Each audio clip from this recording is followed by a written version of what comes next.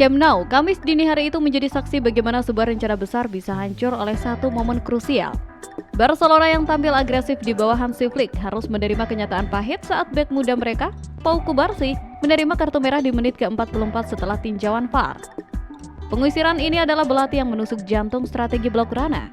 Tak lama berselang, Atletico Madrid menghukum tuan rumah lewat eksekusi cantik Julian Alvarez yang mengakhiri kutukan 14 tahun Diego Simeone di stadion ini. Meski Barcelona berusaha melawan takdir dengan 10 pemain, kegemilangan Joan Musso di bawah Mister membuat mereka frustasi. Alexander Sørloth akhirnya mengunci kemenangan 0-2 melalui voli mematikan di menit ke-70. Ini menjadi malam yang sunyi bagi Flick, karena untuk pertama kalinya tim asuhannya gagal mencetak gol di fase gugur.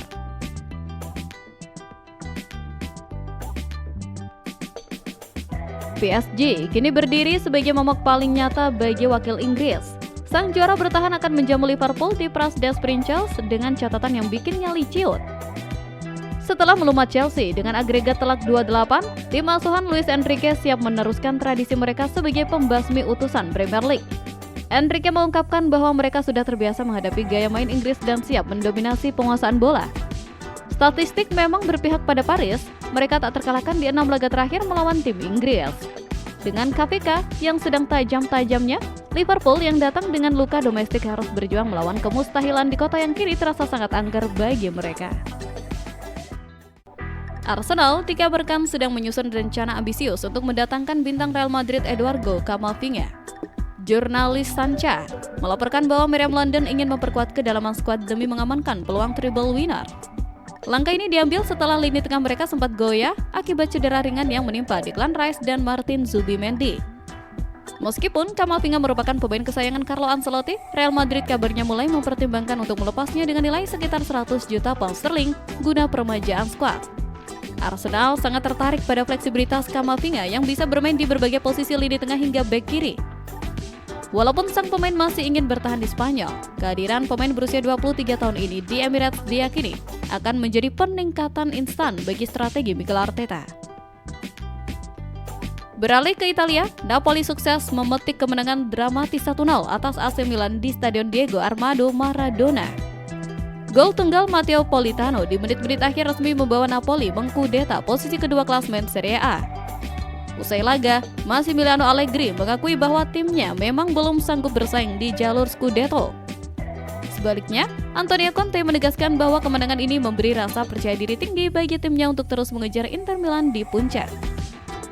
Sementara itu, Juventus juga meraih hasil positif dengan mengandaskan Genoa 2-0 lewat gol Bremer dan Weston. Kemenangan ini membuat si Nyonya tua kini mengoleksi 57 poin dan duduk di peringkat kelima, hanya terpaut satu angka dari zona Liga Champions.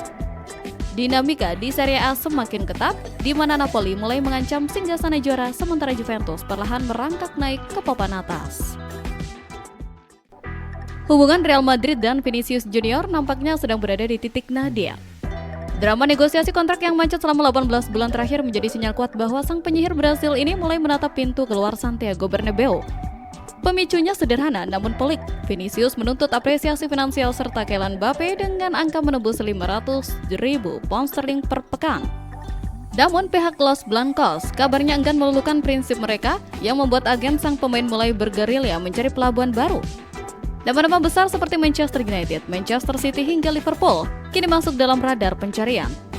Vinicius seolah ingin mengobati luka kegagalan negosiasinya yang mencari tantangan baru di Premier League.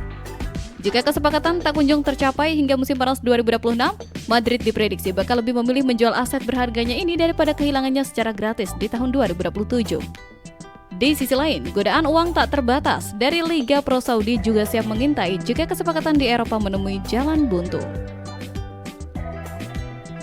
PSSI di bawah komando Erick Thohir sedang menyiapkan panggung mega untuk skuad Garuda di FIFA Matchday Juni mendatang. Fokus utamanya jelas mencari lawan berkaliber tinggi guna menguji ketahanan taktik John Hartman. Erick Thohir menegaskan bahwa sang pelatih harus segera mematangkan tim karena jadwal internasional yang kian padat dan menantang. Tiga raksasa dari benua berbeda kini muncul sebagai kandidat terkuat. Italia menjadi nama yang paling santer dibicarakan. Gli Azzurri yang sedang terluka usai gagal ke Piala Dunia diprediksi akan menjadi ujian mentalitas bagi Jahit Zes dan kolega. Selain itu, fisik tangguh khas Serbia dan pressing agresif ala Chile juga masuk dalam bidikan strategis federasi. Laga-laga ini bukan sekedar ajang pamer, melainkan investasi penting untuk mendongkrak ranking FIFA sekaligus mengasah jam terbang pemain muda Indonesia melawan intensitas permainan kelas elit.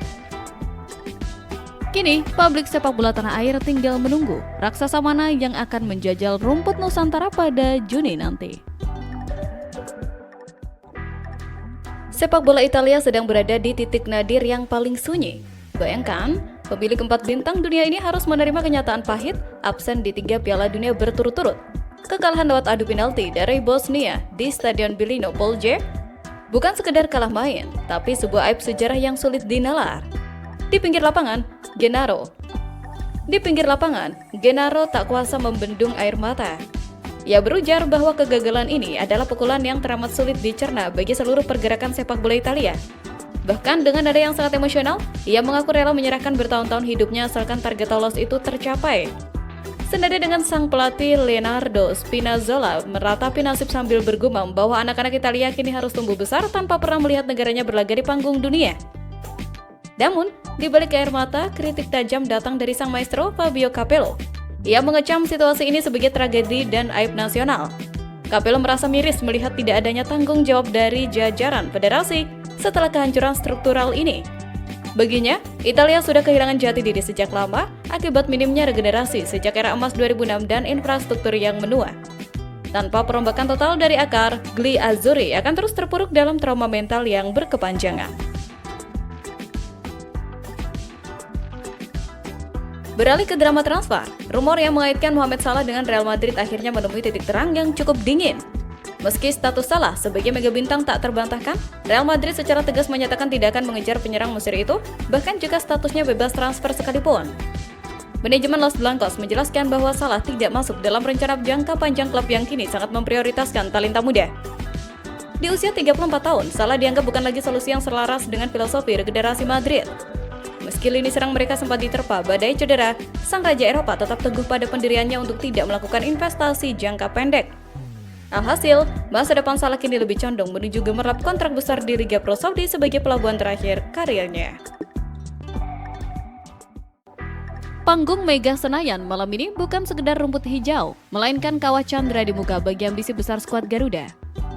Hari ini, dalam final FIFA Series 2026, Indonesia siap menguji nyali melawan kekuatan Eropa, Bulgaria. Langkah anak asuh John Hartman terbilang meyakinkan usai melibas sidekick Neves 4 gol tanpa balas. Namun, Bulgaria datang dengan reputasi mengerikan setelah menghancurkan Kepulauan Solomon dengan skor telak 10-2. Kemenangan di laga ini menjadi sangat krusial karena ada pertaruhan poin signifikan untuk mendongkrak peringkat Indonesia menembus posisi 118 dunia.